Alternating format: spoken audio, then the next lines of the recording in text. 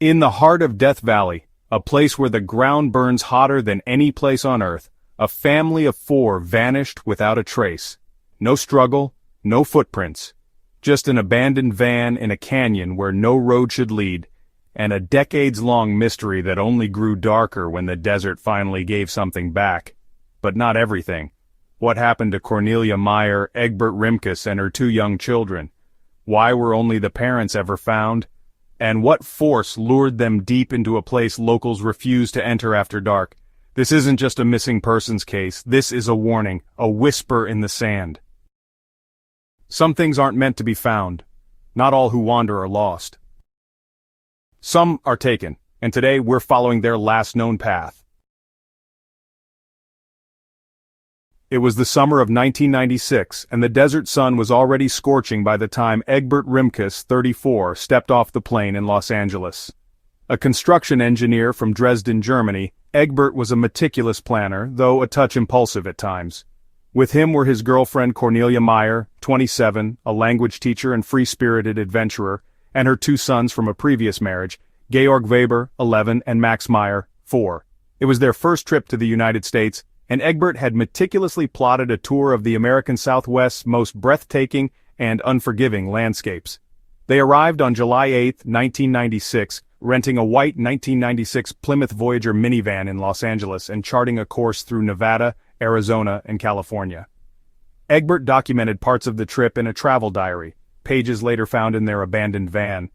The entries are normal at first, then they change.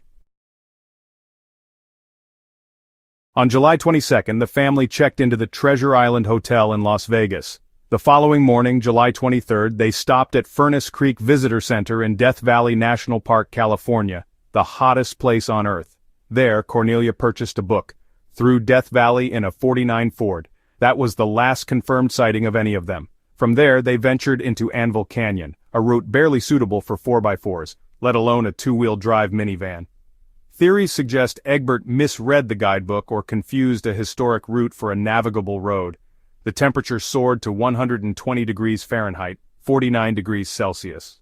The air shimmered, the desert swallowed sound, they were never seen alive again. 2 months later, on October 21, 1996, a makeshift search party of park rangers and military personnel stumbled upon the family's rental van, abandoned deep in the wash near Anvil Canyon, far beyond where tourists should have been. The vehicle had 3 flat tires. It was eerily clean, keys in the ignition, windows cracked open. Inside, investigators found empty water bottles, an unused spare tire, Cornelia's German passport, and Egbert's journal.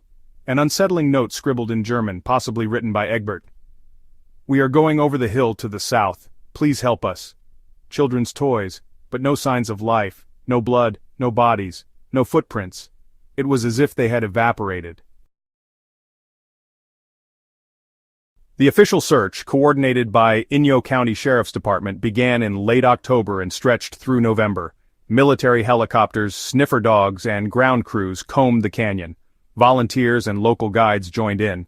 But even with aerial surveillance and ground sweeps, not a single footprint or shred of clothing was found outside the immediate area of the van. Eventually, the desert reclaimed its silence. The case faded into obscurity, filed away as another cautionary tale of Death Valley's harshness, until... In November 2009, a pair of hikers, Deborah and Tom Mahood, ventured deep into a remote, jagged gorge nearly 2 miles south of the van site. There, in the shadows of a dried-up creek bed, they found partial skeletal remains, a faded German passport, a rusted belt buckle, and clumps of long, sun-bleached hair tangled in cactus spines. Forensic testing confirmed it: Egbert Rimkus and Cornelia Meyer. But there were no remains of the children, not even a fragment of bone, not a sock, not a footprint. It was as if Georg and Max had never existed beyond the van.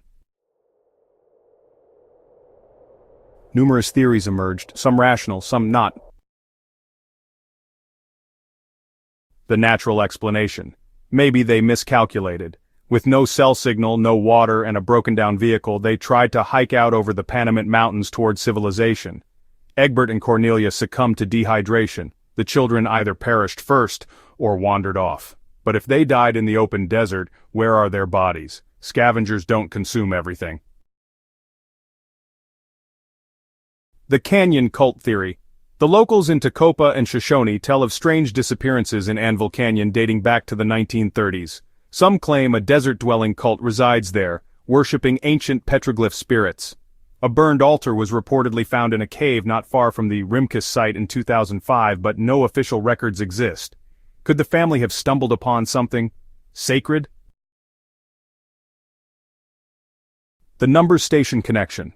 A conspiracy thread on Usenet from 1998 suggested that Egbert, an engineer, had been surveilling a Cold War-era numbers station transmitting from the China Lake Naval Base 100 miles away. A now-deleted Reddit post claimed the family was eliminated after discovering an underground facility in the park. Unlikely? Perhaps, but the van was found in a restricted zone. The Whispering Sands. Here's where it turns creepy. A chilling voice message surfaced in 2010, left anonymously on an amateur desert survivalist blog.